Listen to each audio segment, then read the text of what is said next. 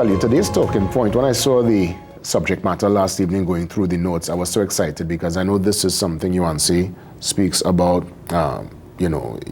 He puts no words on his mouth, really. He always talks about speaking your truth, living in that truth, being authentic. And I want to really find out how we can do this and at the same time not hurt, let's say, people's feelings, because what he's suggesting this morning, I want you to hear this. Listen to what Yuansi talking about this morning. Yuansi says, mean what you say and say what you mean. Yuansi, good morning to you. Welcome, my friend. Mental Health Matters. It's going to be an interesting conversation. Good morning, Jason. Good morning to everybody viewing. How we could do this, Yuansi, in this year time in where we live in a web of lies, and when folks attempt to do such, they're being told you're being mean, how you could say that. Could people handle the truth, Yuansi? Well, you said something there, how we could say the truth without offending people, right? That's a false premise, because we can't offend anybody, Offense is a feeling, and we are in charge of our feelings. So if you feel offended, that's a choice, right? But you see, the offense comes from when you're speaking truth, especially to power. Yuansi, if you really tell people in authority what's happening, that's why so many people with the advisors around them, Yuansi, they do not mean what they say and say what they mean, because they won't be making the kind of statements and making the kind of utterances that we like these people out of touch. Who advising these people? Well, I don't have the outer touch versus maybe sometimes it's choice. You're choosing to be out of touch because you don't want to deal with the reality. So I'll go small to larger first, right? I came up with this topic because last week I did some business with various businesses in Trinidad. Some of them were entrepreneurs, small businessmen. And I realized every time they told me, well, the time they were coming or when they would do something, I didn't trust the word, right? Now, thankfully, and I will say to them, everybody kept the word. If they say they come in 10 o'clock, they came 10 o'clock. If they say they bring it from a Tuesday, they did. But I was so surprised, and I realized I had a little anxiety every time they said something. I realized I didn't trust anybody's word. And then thinking about it, and I asked around, people say, well, usually we as Trinidadians, we don't mean what we say and see what it means when we say, I just round the corner, and we know you're in Toku when it's town you're coming. 10 minutes away. Right? You're 10 minutes away. Really about half an hour away. Right. Or, well, I'm busy, which really mean I don't want to come. So we already have a culture where we don't speak directly. We have these euphemisms, and you expect people to really know what you mean. Well, now I might come, and then when you don't come, and people say, well, what happened? I told you, says, come, well, you know now, you know. But no, I don't know. Say what you mean and mean what you say. Is that something cultural? I mean, you would have had experience living overseas, studying overseas. Is that, you've heard that kind of rhetoric, that kind of language being used overseas? Not particularly, people speak directly. People speak more directly. This is what I want, this is what I don't want. Time is time.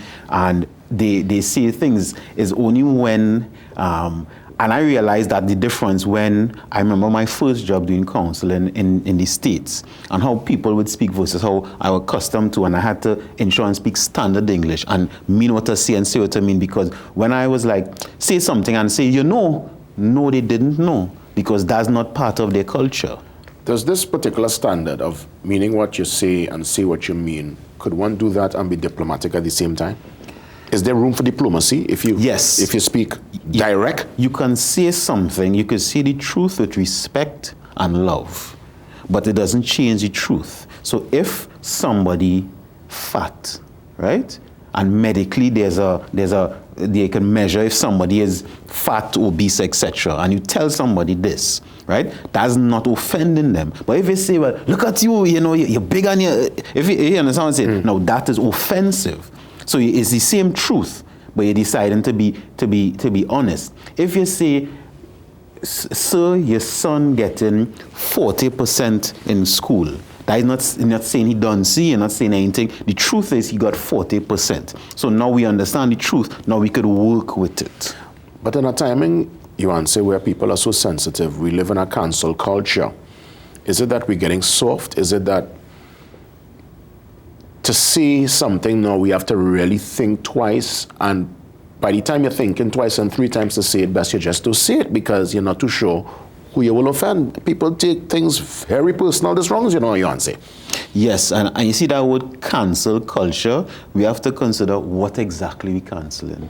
Because we may be canceling the very fabric of what society based on, which should be truth. Anytime you're building anything, you base it on a solid foundation. And the only solid foundation could be truth, because you could build something on a lie, and after 50 years, it fall apart. Because people realize what the lie is.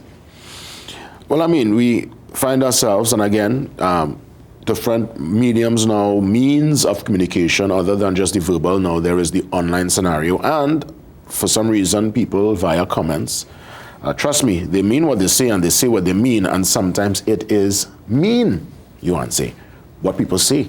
Well, I think right now, because we live in a world where everybody, not everybody, a lot of people lying, euphemizing, skirting away from the truth, pretending things don't exist, if we tip the scale on a little bit to people actually being mean, but they're still telling the truth, I okay with that for now, you know, because it's better we hear the truth, the quote-unquote harsh truth, and the truth really is not harsh. What is harsh is a lie, right? So if it is, we have to deal with things head-on, because we see how things going in the country. If we skirting away from the truth, if that was really working, then the country would be progressing. Then the schools would be progressing. Then families would be progressing. Then maybe the world on a whole would be progressing. Well, at least the countries that I know face reality, you could see that they're progressing. But even from yourself to your family, to your village, to your country, and we go from small to large, if skirting not working, then we have to do something different. Well, what happens when our country and our society gets comfortable with the lie? They embrace the lie. They really don't want to face.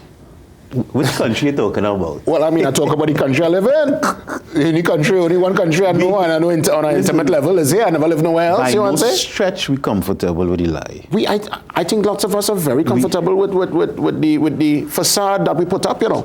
I don't know if comfortable is the word versus we dissociating from, we deluding ourselves, we drinking and smoking and casino and carnival and Christmas and all these things to avoid the reality of what's going on. I don't really know if it's comfort. Well, you want to say, I mean, we have to do a part two, eh? They're telling me we have some segments to take care of. I'll give you the final say, final couple of seconds. Go right ahead, man.